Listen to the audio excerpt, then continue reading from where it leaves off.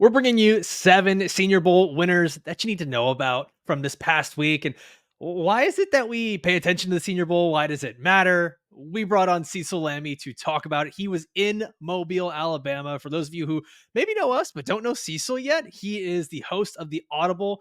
The Audible has been the Football Guys flagship show for 18 years now. Cecil, I want to ask you right off the bat, did this group here at the Senior Bowl, were they really that impressive? How do they compare to previous years? Because previous years have some big names. Yeah, this year was a letdown. I've come away with that, at least from a quarterback perspective now, and going and looking for things to talk about, not only on the Audible, but locally in Denver. Talk about the Broncos. Like, of course, quarterback is on everybody's mind. This year was a letdown. It was a letdown for the quarterbacks. There are some other skill position players that are really, really impactful. And of 18 years of going to Mobile, Alabama, it's kind of like this, right? Like some years are fantastic, some years are pretty average, and I've hopefully gotten over like getting super excited about Lorenzo Booker or whoever that didn't turn out. Again, the Senior Bowl is only about 5 to 10% of a player's grade. What it does for me is it either makes me go back and look at the film or it confirms what I saw on film. Most of these players that were disappointments, the quarterbacks, I don't need to watch anymore. I've seen enough.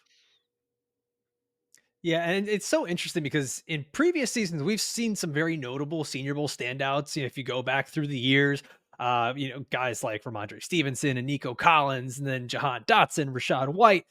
Last year seemed like the biggest year, and it almost kind of feels like everyone is going to look at last year and say, well, look at how many good players came out of the Senior Bowl. We have to really pay attention to these guys because they can be the next Puka Nakua. They can be the next Tank Dell. They can be the next Rashee Rice. And it almost seems like we're going to try to shoehorn that in there. So for today's episode, what I wanted to do is for each of us, let's talk about 7 at least perceived winners. Maybe not all of them are actually winners, but to talk about a few of those. Dave, why don't you kick us off?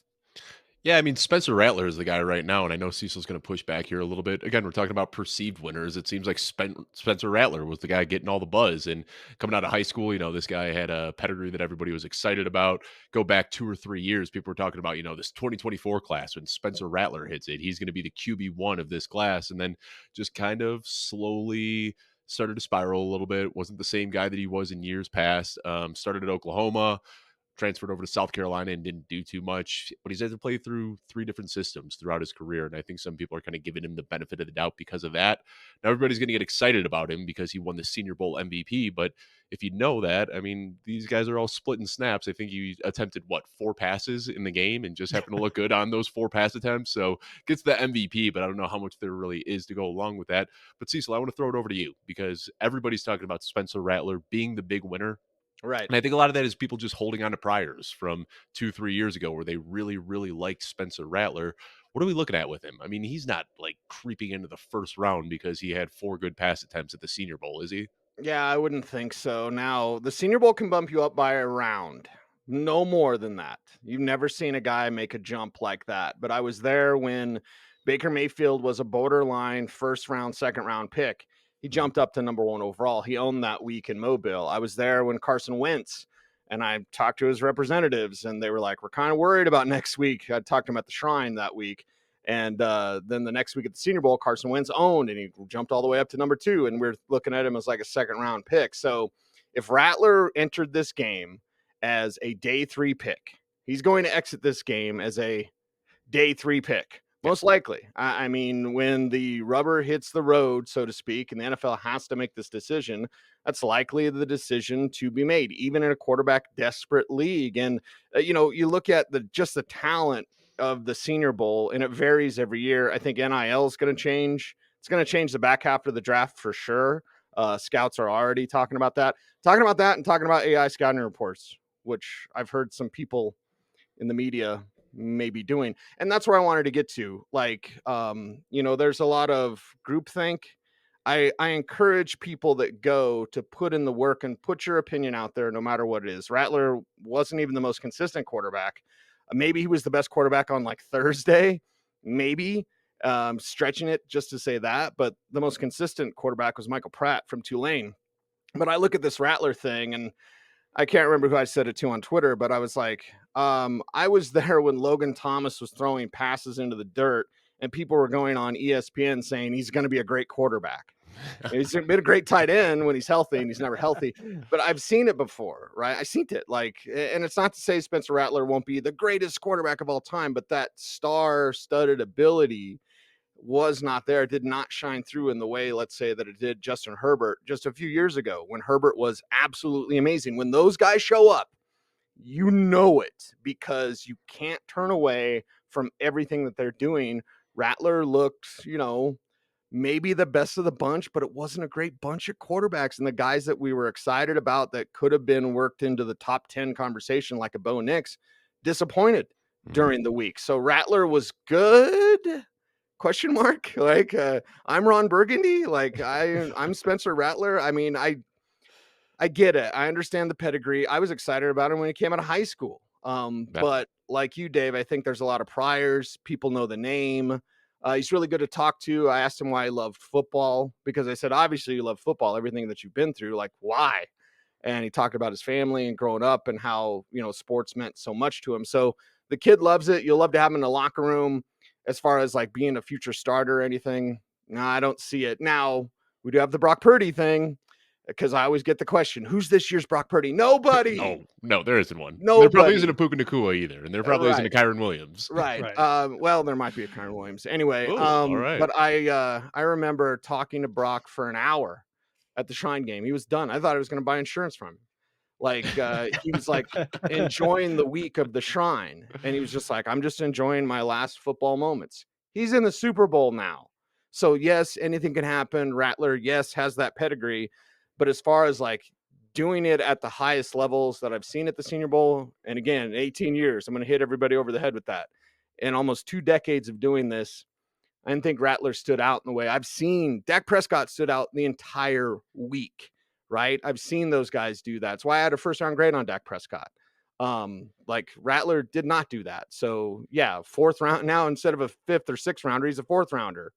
Sounds about right. Still a 4th rounder. And this is why we wanted to have you on the show, Cecil, because if you look at any major network this weekend, they were just gushing about Spencer Rattler, but having you out there, the boots on the ground, telling us what you really saw, you don't have a narrative to push. You're just out there watching it and putting in the work, and that's why we wanted to hear from you about and this. it's important that you say that, Dave, because and God bless anyone that does anything that has to do with anything that we do, but it's you don't need the narrative of we got to hype up these quarterbacks. No, I was the one person who would do nothing but hype up these quarterbacks if they were worth the hype. The Broncos need one in a bad way. I would be the guy that would be oh my God. But I didn't see it from any of these passers, Rattler or Nix or Penix or anybody.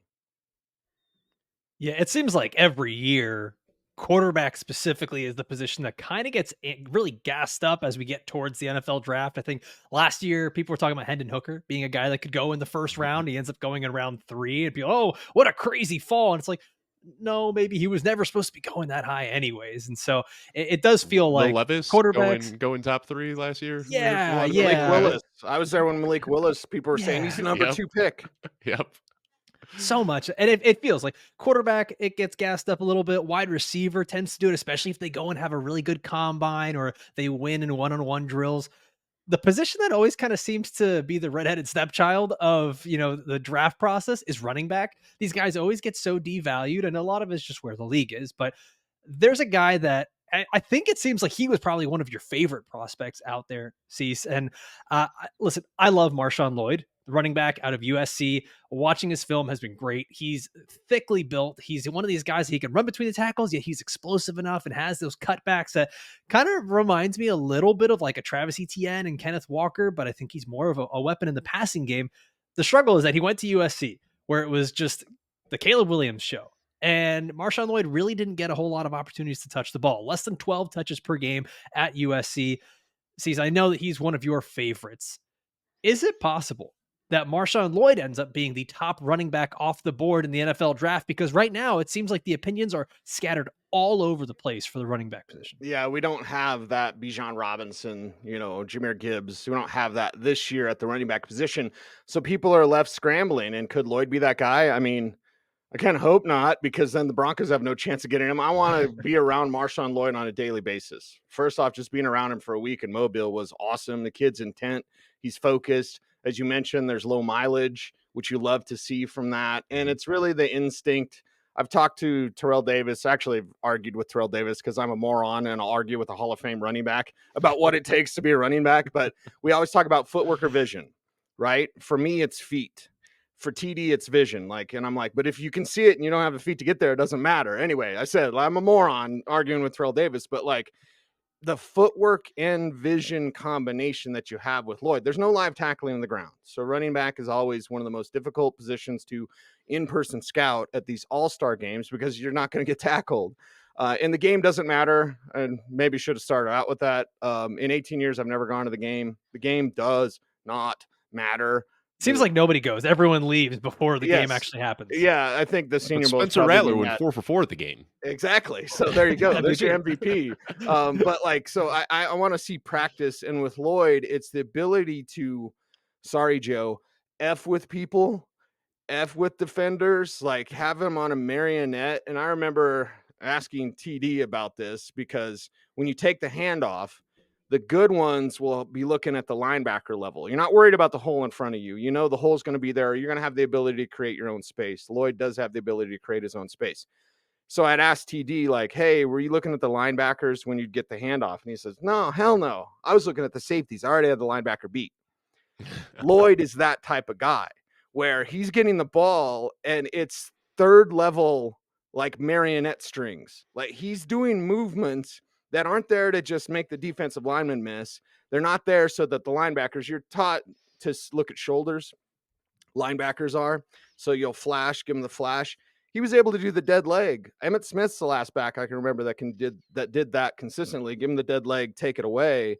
And that's third level thinking. Again, it's 5D chess as the running back position. It's not just as simple as run to daylight or run really hard or run really fast. But as you mentioned, he does have the burst. He does have the power. Can't see it, no live tackling, but you can tell by his physique how this guy is made to be a Pro Bowl level running back. My favorite player, bar none, hands down, MarShawn Lloyd.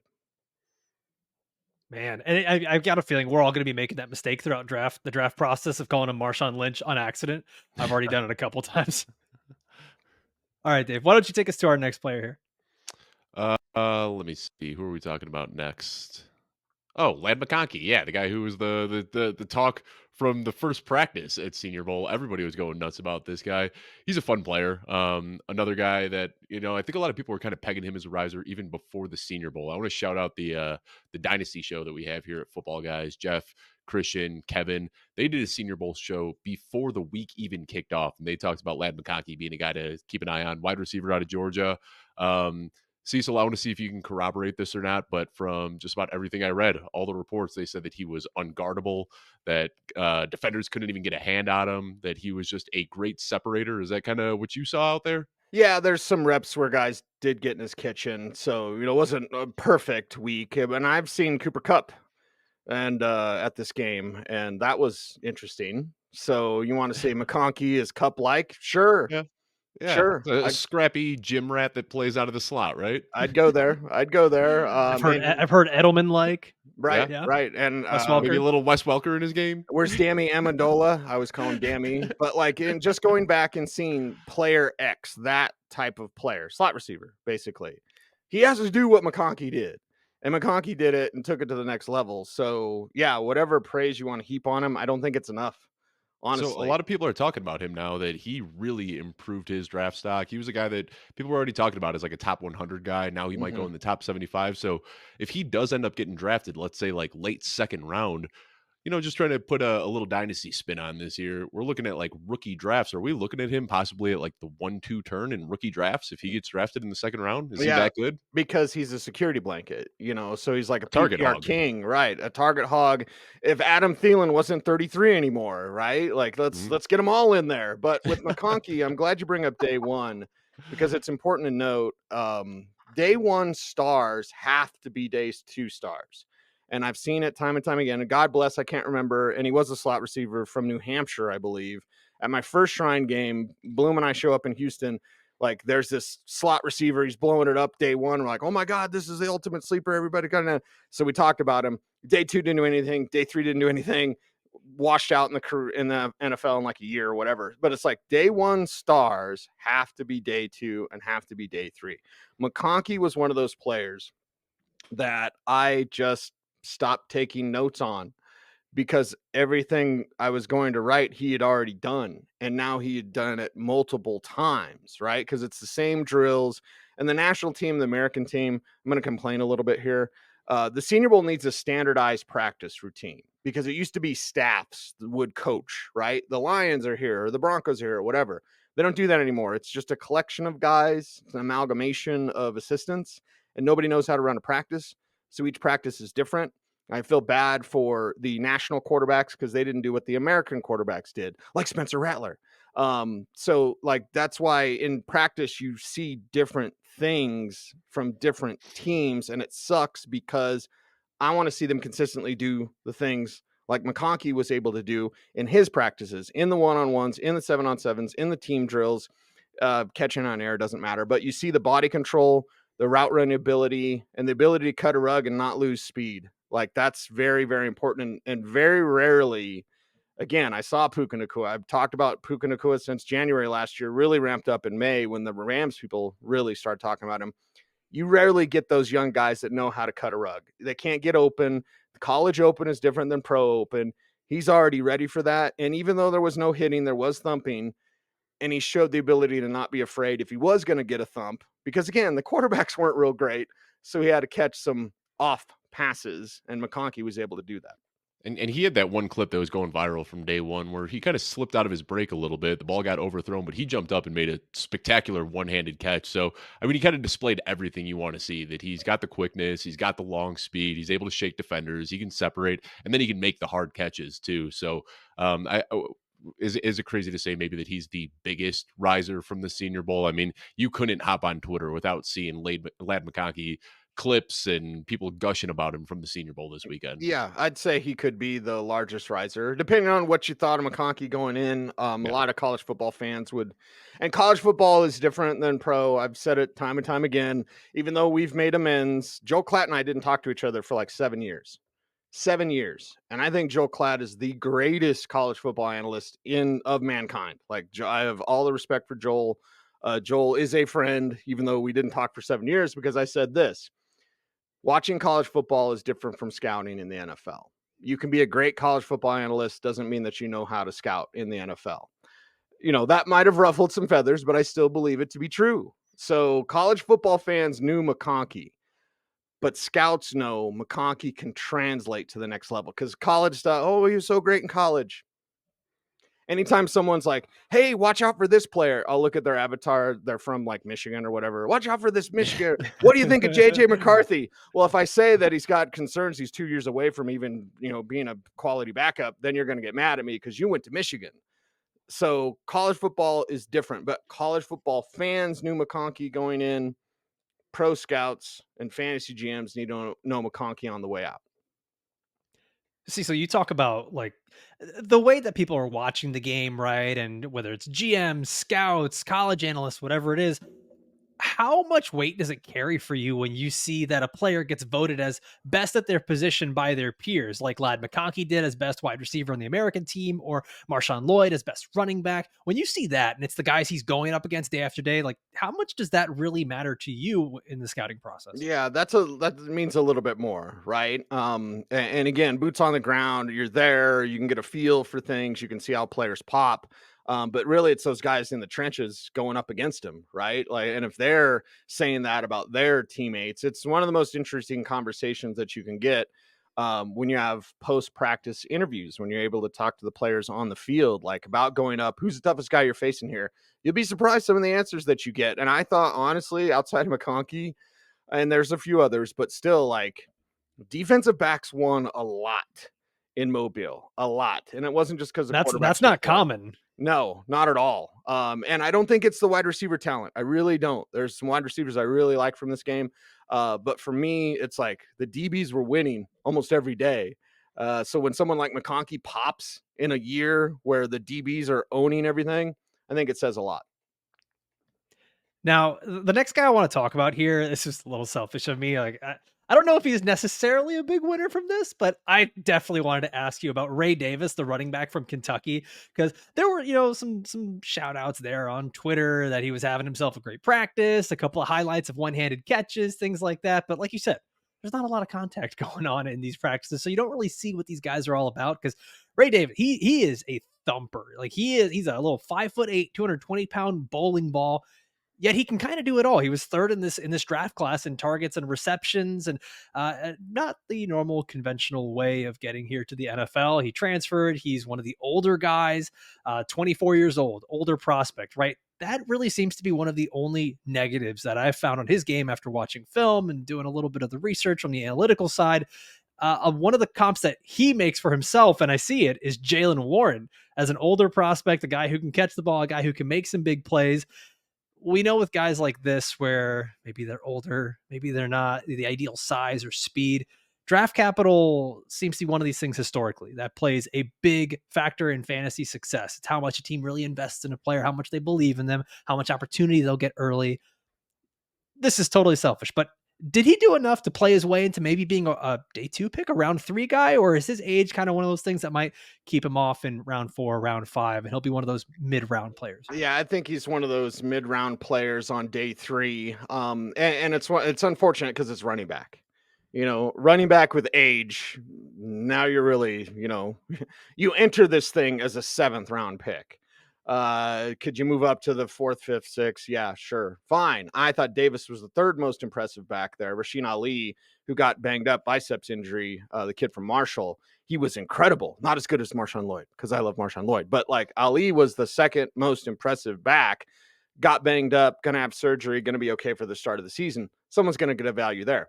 Someone's going to get a value with Davis. And what you can tell, because there's no live tackling, is you can tell by movement, by what Don Beebe actually coined this phrase, but I use it all the time. It's foot frequency. Steps per yard, basically. And it allows you to change direction without losing the speed, like I've been talking about with McConkey and stuff. You have to have the ability to be light on your feet, not heavy-footed, not someone who is a long strider or has to gather himself when he changes direction. I remember when Trunk Candidate came out of Arizona as a first-round pick, he was a 4.2 speed guy. They drafted, St. Louis Rams drafted him because I'm old guys, when they had Marshall Faulk still. Marshall Faulk was amazing, but he's like a 4.5 guy. When Trunk Candidate would change direction, he would go 1, 2, 3, 4, 5, change direction. He'd have to ramp down like that because he was so flipping fast. Faulk was a 4.5 guy, but he could take one step and change and not lose any speed. You have to be able to do that. What I saw from Davis is the ability to do that with foot frequency, long way around of saying he's got really great feet. And when you're that size, when you've got great feet, when you're proven as a receiver out of the backfield, there's a role for you. But the NFL, this sounds very bad, but it's true. The NFL doesn't care about running backs. They don't care about it. You are disposable. So if you are a guy, I work with Philip Lindsay. Okay. Wasn't that long ago. Philip Lindsay was a 2-time 1,000-yard rusher in the NFL. Never got paid. He's doing radio now. Okay. So it's like, this league does not care about you. Hopefully Davis plays forever and ever and ever. But the God's honest truth is he's a day 3 pick who teams will use up. They'll use him up because he's old, but he can do it all. And that's a good positive thing for his pro start.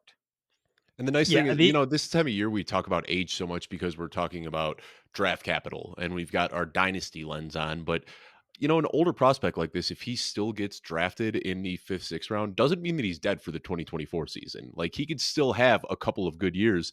So I was comparing his age to some active NFL players right now. He is older than Kenneth Walker, Javonte Williams, Brees Hall, Kyron Williams. I mean, pretty much every single rookie that was drafted last year. He's older than a lot of these guys, so he might not have the longevity. We might not be talking about Ray Davis in 2028 fantasy football drafts or anything like that, but you might get some usage out of him that you could squeeze for the next couple of years, at least redraft if he lands in a good spot.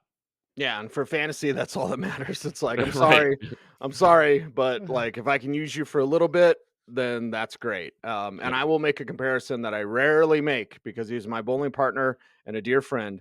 I see some CJ Anderson. So if I'm seeing CJ Anderson, good things can happen with Ray Davis. Yeah, I like that one a lot, Cease. And Dave, you kind of touched on it. Of even if a guy's older, it doesn't necessarily mean he can't have success, even if it's just for a few years. The NFL with running backs in particular, they're kind of like Leo DiCaprio. Once you hit 27, we're done with you. Like that's basically the way they look at running backs. Dave, why don't you take us to our next player here? Yeah, Roman Wilson is another guy who I think a lot of people were excited about. Again, I'm going to give a shout out to the Dynasty Fantasy or the Dynasty Football Show because they were talking about Roman Wilson as a riser before Senior Bowl, and he was a guy that we kind of knew was talented, but like you were talking about earlier, talking about MarShawn Lloyd, where he wasn't getting a lot of opportunities in the Caleb Williams show. Well, Roman Wilson was on very much so a run first team in Michigan, and he didn't get a lot of opportunities there. He only had 48 receptions on the year, but he turned 12 of those into touchdowns, which is just an absurd rate. One of 4 catches that he had was a touchdown last year, but all reports out of Mobile were that he was displaying the quickness and the long speed and the good hands that we saw in his college film. He can win the underneath routes, but he could also get deep and get the big plays as well. So a lot like Ladd McConkey, he's kind of not a really big guy. He's probably going to play out of the slot, but that's what we want to see in fantasy. He's going to draw a lot of targets. He's going to be a separator. He's going to be a security blanket. Another guy that probably secured himself some day 2 draft capital here at a minimum. What do you think, Cecil? Yeah, I believe that would be correct, and he might have scored 12 touchdowns in practice. Like one of my first notes on him was like, I just keeps scoring touchdowns, like he doesn't stop. Nose for So the end zone. yeah, It's a thing that some guys have and some don't. yeah, a complete nose for the end zone. And there's a Spider-Man sound that I listen for with receivers. It's the thwip. I know it's of him getting rid of his web, but you want to hear that. It's almost like a suction cup sound when a receiver catches a pass. You don't want a body catch and hear that thump. You want to hear that thwip. And you want the really good ones will go grab it. Like here comes the pass, not let it come to you, but actually reach and grab it before it gets to you. That's what you see with Roman. Like he will go out and scouts call it hand snatch. Like he'll go grab it. He'll go take it out of the air. And that's probably keys into his red zone ability as well, because if it's up in the air, he's got my ball mentality. He's going to go get it. And that's what he does consistently. So the speed, yes. Ball tracking ability, yes. And he also has something that I love. And again, when we see this, it's very rare from young receivers. They don't know what they're doing. And college football, wide open, the hashes change the game. They completely changed the game, the hash marks in college football. Well, college receivers don't know what they're doing. So when you see someone like Roman who has what scouts call late hands, meaning he's going to run that route down the sideline. The pass is coming. He knows it's coming. He's not going to put his hands out until the ball's almost right there. Because once he does that, defensive backs are taught, like, as soon as those, here comes the ball, everybody, like, defensive backs know to swipe at it. So with a guy like Roman, he's running, late hands, bam, ball's there. You have no time to react. So outstanding performance. If it wasn't for McConkey, and I just said wasn't and do's all in the same sentence. Spending too much time in Mobile.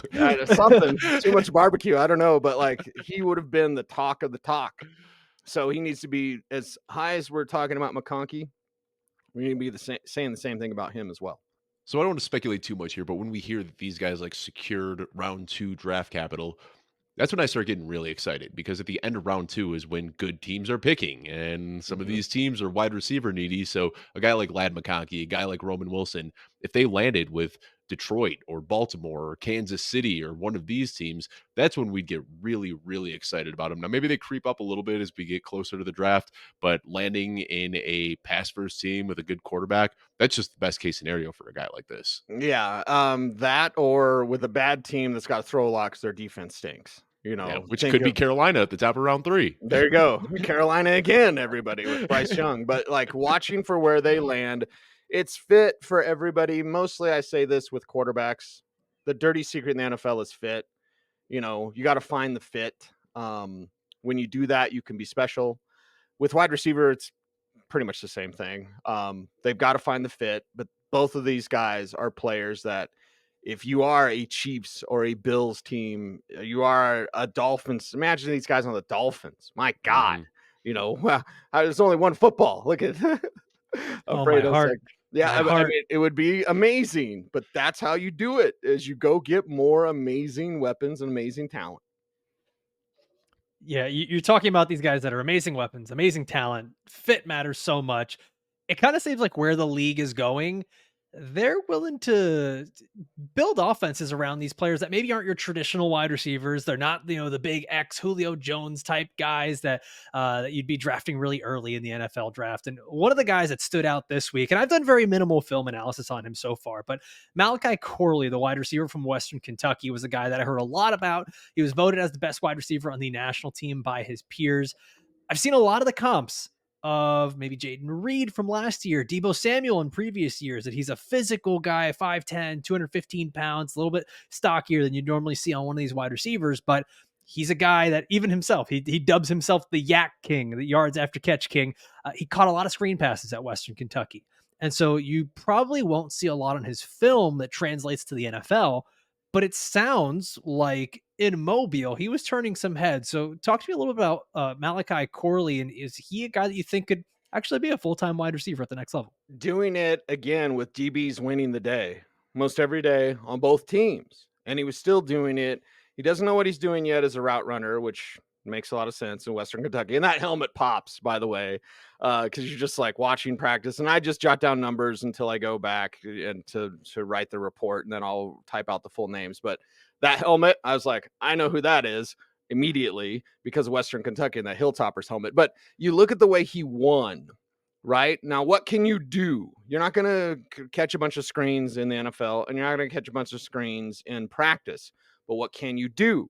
You've got a wingspan. You've got shoulders. You know how to box out people. You're going to use your body without using your body to catch, but you're going to, muscle up guys, reach out, grab the ball, get it away from defenders. It's what he was capable of doing and able to do during the week. So an impressive player, because some guys and it's fun to watch just from like a human standpoint, because it's the ultimate job interview. I've talked to a few players about that just this year about like, hey, it's a big job interview. You nervous?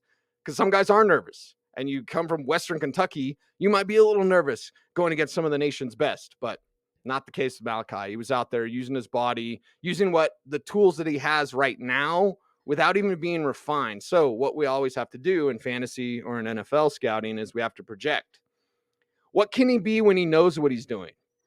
He's pretty good when he doesn't know what he's doing right now. So what can he be? I remember seeing Romeo Doubs here.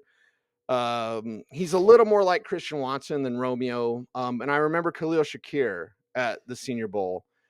Dogs going to get it, right? Romeo going to get it. Malachi going to get it. So I love when those guys, and usually it's the small school guys, but I love when those guys are like, F it. Sorry, Joe.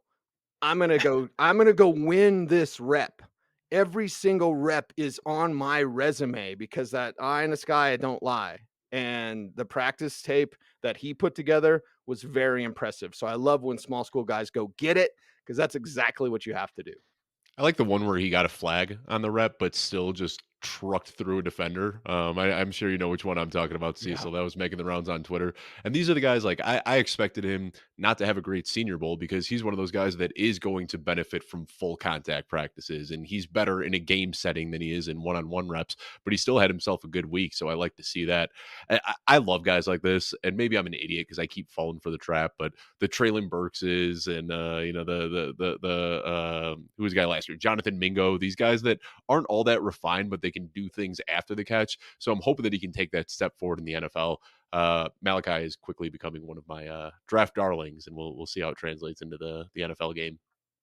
Well, Dave, you just picked the wrong guy. It was supposed to be Rashee Rice. He was one of those guys that we weren't sure what he could do, because the offense he was in was a little gimmicky. And then he went from being the deep ball guy to all of a sudden being the I'm catching 3 screen passes per game from Patrick Mahomes.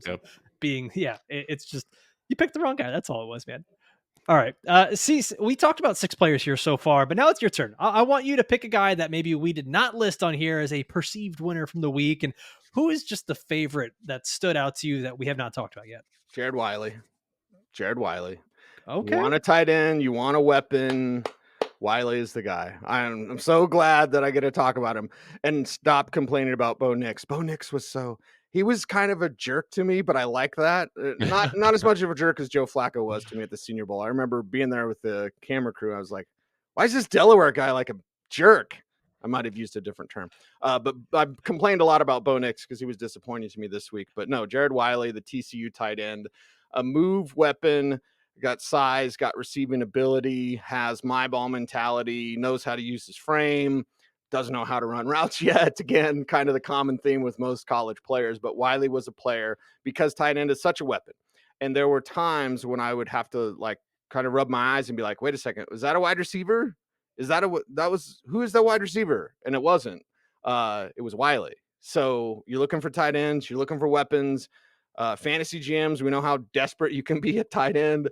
Wiley is a name to keep track of. And, having seen Evan Ingram at this game, right, years ago, and Wiley's not a first rounder, I don't believe, like Ingram is, but he's a player that fantasy people need to know and was a standout player for me at the Senior Bowl this year. Yeah, and he's one of those guys that we're not going to see playing a traditional tight end role, right? Like he's not going to be in line, hand in the dirt, blocking. He's going to be lining up a lot in the slot, and he's going to be running routes when he is lined up in line. And I mean, it might not be the best for real life or for real life football, but that's exactly what you want to see in fantasy: is these guys that are tight ends by label that are basically playing the wide receiver position. Yeah, and that's what you'll see. I mean, it's a bad comp. I'd have to think of a better comp for him. But like Mike Gesicki, when Yeah. Gesicki came out, I was like, don't have him block at all. Have him run near the end zone. And he didn't.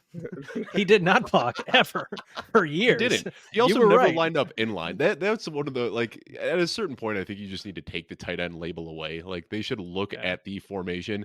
And there was one year where Gesicki lined up, it was like 80% out of the slot. Like at that point, why are we even calling him a tight end? Well, you remember when Jimmy Graham wanted to be paid as a wide receiver? I think it was a franchise And he tag should have been. situation, and he should Yeah. have been because it was Mhm. similar. He was lined up in the slot like 75% of the time, but they're like, nope, you're a tight end. Yeah. Yeah. It's Kyle Pitts. We're having that discussion with him now too, with the way Yeah. that he's playing. Yeah, it's I think there's just a size thing. It's like, oh, you're above 6'4", you're a tight end, and we can't say anything differently. You're not a receiver, you're too big to play receiver. Well, Jared Wiley, one of those guys, seats that you mentioned in your most recent article over on footballguys.com. Check it out. It's the 2024 Senior Bowl risers and fallers. And well, we got through 7 players here that were the perceived winners of Senior Bowl week. And you guys got to be paying attention to these players as we get closer and closer to NFL draft time and your Dynasty rookie draft time. And then those of you that aren't even playing Dynasty, just regular old redraft fantasy football. We're seeing a renaissance here. Rookies are important for fantasy football, and even the tight ends, man, even the tight ends. But big thank you to our special guest today, Cecil Lammey. A big thank you to our production team, everyone behind the scenes that makes this thing go. Dave and I, we will be back again next week. We'll see you then. Adios.